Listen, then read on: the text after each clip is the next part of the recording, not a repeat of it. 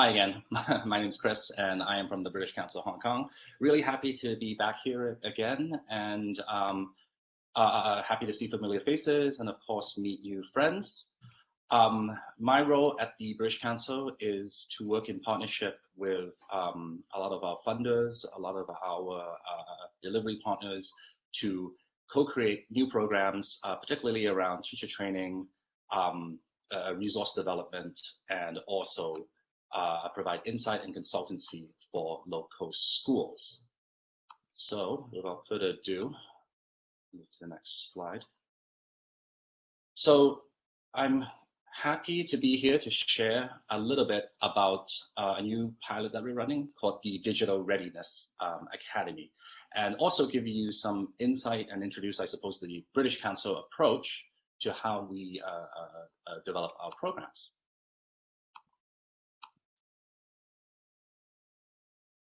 Okay, so to start, I would like to provide a little bit of context for those who are not too familiar with East Asia, and basically just talk through a few current and emerging trends. So there is a perceived lack of soft skills, particularly creativity and communication in students, and this is mostly due to the fact that our school systems teach to the test, and we are very strong in our road to learning. And as a result of this, students are basically not ready to embrace, our so-called fourth industrial revolution, whereby graduate students or graduating students have skill sets that mismatch employers' expectations. So in response to this, the Ministries of Education have been embracing computational thinking and digital literacy as part of the curriculum, and this has been going on for quite some time now. What we found is that there are huge gaps between hardware allocation versus teacher training, or the teacher training available. And what I mean by that is that the penetration of hardware is quite high in the school systems, but the capacity building training and offer isn't quite there yet, and it isn't enough to supply all teachers. And the reason behind this is purely because the hardware and the teacher training funding comes from different sources usually.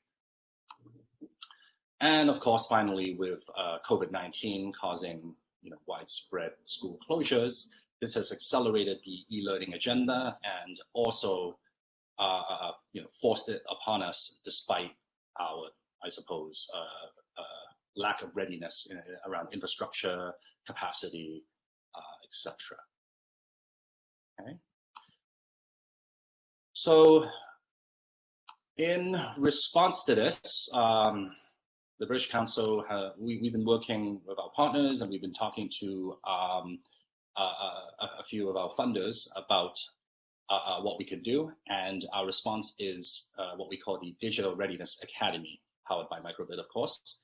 And here we are looking to empower local teachers and students with digital literacy, financial literacy, and core aka soft skills for their future planning and resilience in a post-COVID-19, fingers crossed, and tech-focused world. So, okay. So the aim of this pilot is effectively to identify and fill local digital teacher training gaps, provide students with the skills to plan, budget, and enhance their future prospects, support students to develop online learning capabilities within the classroom and beyond, and develop a suite of microbit teaching and learning resources for future readiness that can be shared by the entire community. The project is 10 months long. We've already started the inception phase. We're coming to the implementation quite soon. We are aiming to run this project until June of 2021. But it's likely that there'll be further extensions given that there are current lockdowns in Indonesia, Malaysia, and more recently Hong Kong, where we're experiencing a fourth wave as of this week.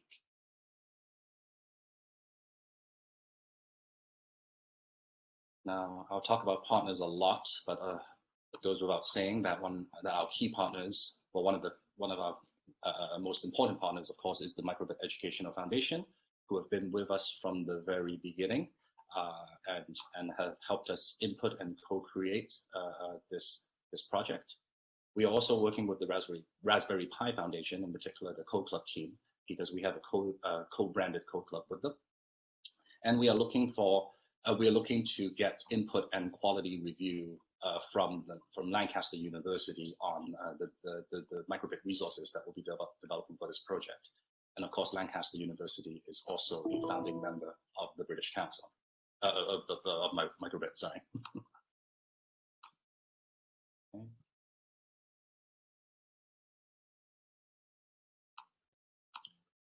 So quickly looking at the target audiences for this project, we are piloting the project in 4 countries: Hong Kong, Indonesia, Malaysia, and Vietnam. We are training a cohort of master trainers, a minimum of 20, and basically 5 per country. And these master trainers will then go into local junior secondary schools, and we're aiming for about 40 per country, 40 in total, 10 per country, where they will support junior secondary school subject teachers. So these could be teachers from any subject, who will then cascade that teaching and learning to their local junior secondary students. We also hope to support a couple thousand beneficiaries via our co-clubs that will be setting up within each of our participating schools. So just to recap a bit on the main activities, we have a train-the-trainer program, local and also local teacher training. There'll be lesson materials curation and development, in particular, again, focusing on digital and financial literacy and core skills. In terms of the core skills, we are looking at, in particular, at creativity, communication, and collaboration for this project. We are working very closely with the Microbit Educational Foundation around agreeing on a content plan for these materials, and looking at what open resource materials already exist that we can map to those content plans. And where there are gaps, we will be looking towards our delivery partners to help us develop new content. As I mentioned just now, the code clubs are there for student service learning and also project sustainability. And we will be setting up 1 code club per participating school. We are also looking at setting up 1 industry-themed student hackathon per country. And this is where we will introduce an industry pain point and invite teams of students from our participating project schools to design prototypes for a solution. And finally, and more interestingly, we are looking at integrating student metrics that will be based on the PISA creative thinking framework that the PISA, well, OECD is planning on piloting in 2021. And we're basically looking at, we're borrowing some of their toolkits, and we'll be assessing the creativity and communication and problem solving element of students within our project scope. And this is something that has caught, I suppose, piqued the interest of most of the ministries of education that we have been talking to. Okay. Just looking quickly at the model. So for master training, we are looking at providing basically master training validation from the UK. In the past, we have worked with an organization called the Institute of Imagination. And this year we will be looking to do the same, but fleshing out the training offer a bit. We are looking at front loading 3 days of online training given the circumstances. And we will, and that master trainer will be supporting local master trainers from each of the countries. Now, the master trainers themselves will be a combination of British Council trainers in addition to candidates from our delivery partners.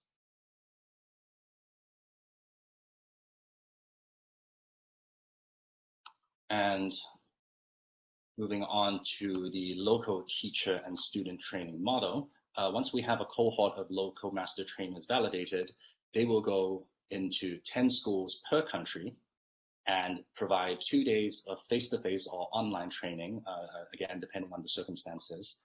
And in addition, and in the case of, I suppose, online training, we will be looking at microbit classroom as a solution. So once we have, and so in total, we'll be working with 50 local teachers per country. And our master trainers will further support these local teachers to integrate their skills into the teaching work plan via consultation and support, which again would be via telephone, online, or face-to-face where possible. And once these local teachers are trained up, they will deliver the teaching and learning content to approximately 5,000 local junior secondary school students within each of the countries.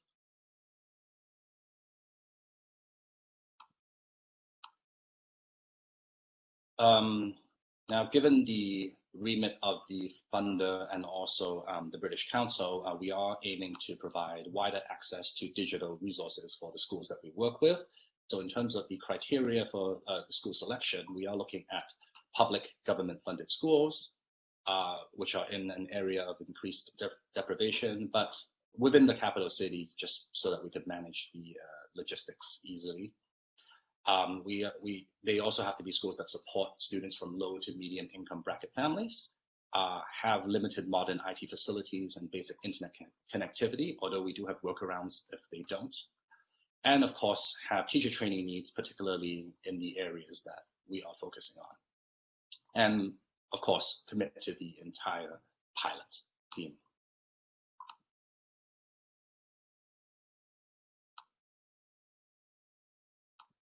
In terms of delivery partners, we are close to finalizing our partners, and we've gotten many nominations from the Microbit Educational Foundation, the Ministries of Education, and also our own British Council teams.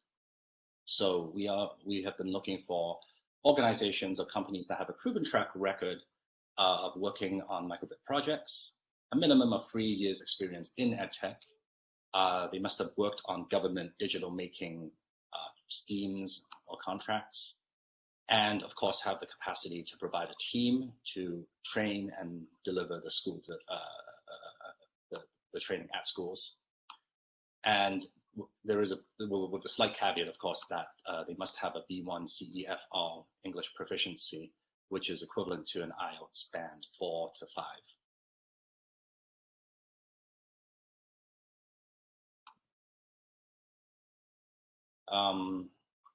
If this is of interest to anyone wanting to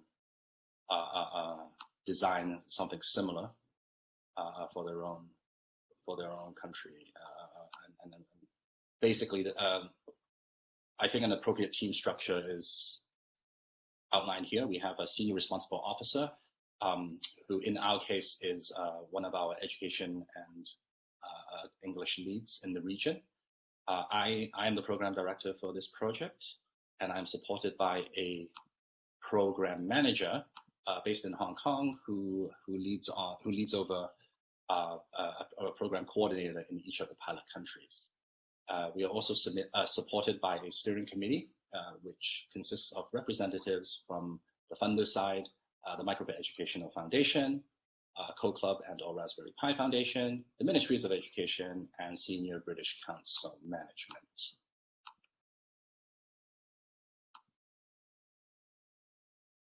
Okay, so looking at the outcomes.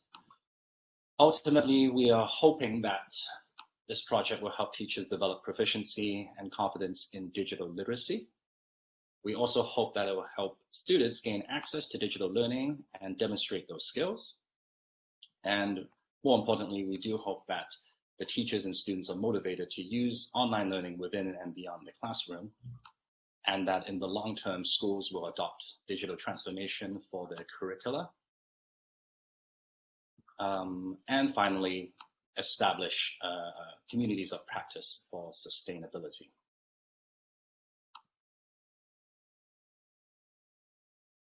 More specifically on the impact and legacy, we are looking at a minimum number of, so in terms of beneficiaries, these are all minimum numbers, and we are looking at a minimum of 200 teachers, 20,000 plus students, and 4,000 plus community members, and also at least 1,400 microbits donated. Within the schools, we hope to set up 40 learning circles and 40 code clubs, so one per school. And we hope to develop a legacy training material kit, again, based on the digital and financial literacy and core skills piece. And these are resources that we will make license free and shared through, and they will be shared through the Microbit Educational Foundation portal when they are available towards the end of this pilot. And I suppose most importantly, we do want to promote the message that Microbit is an equitable digital resource that could bridge high and low tech. And again, this is something that we've positioned Microbit as with the Ministries of Education that we have been talking to. And given that this is a pilot, the monitoring and evaluation is really just evidence, a proof of concept, I suppose. And we will be working with an external consultant around evaluation questions to look at, the effectiveness of the cascade training model, key competencies of the delivery partners, the extent of the beneficiary reach, levels of teacher engagement and implementation, levels of student engagement and motivation, and code club setup feasibility and sustainability. And as with most M&E, these will be done via surveys and interviews with key project stakeholders, namely the trainers, teachers, students, community members, and project team. Now, what's next beyond the pilot? Well, in year 2, we've already been having conversations with our stakeholders around scaling up the number of schools, beneficiaries, and microbits donated in each of the pilot countries. So in the context of schools, we have an option to either work with the same schools, but work backwards with lower grades, or we could work with new schools altogether. We are also looking to widen the offer to 12 countries in total within this region. And of course, do a lot more to flesh out the current content plan that we'll be introducing and introduce new topics such as climate change, which of course is on everyone's mind. And in year 3, that will be one step closer to world domination, because we are looking to replicate this project in other regions, and we know that there is quite a big appetite for this sort of thing. Okay. Yeah, and I mean, that's about it for my slides. I don't use Twitter, unfortunately, because it's not popular in Hong Kong. But if you do want to reach out to me, you can email me directly or find me on LinkedIn. But at this moment, I suppose I'm happy to take any questions if there are any. But at the same time, I do want to bring attention to the poll that I set up. So if you do have a moment, please help me answer the question on the poll. So.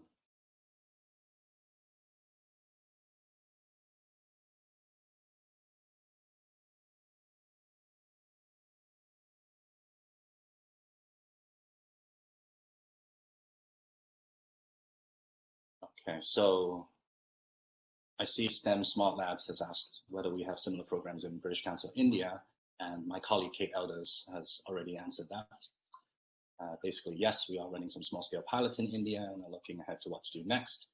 And of course, in Bangladesh, we are running a huge libraries program that's funded by the Melinda and Bill Gates Foundation, and that's basically introducing microbit into local libraries.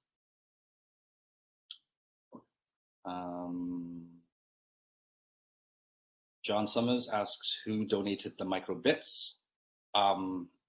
It's one of our corporate bank funders. If you're interested in knowing who exactly, you're more than welcome to send me a private message. Okay. I'll give it another minute for any additional questions, but otherwise, thank you for having me here again, and I do hope to be able to connect to more of you and collaborate with you in the future.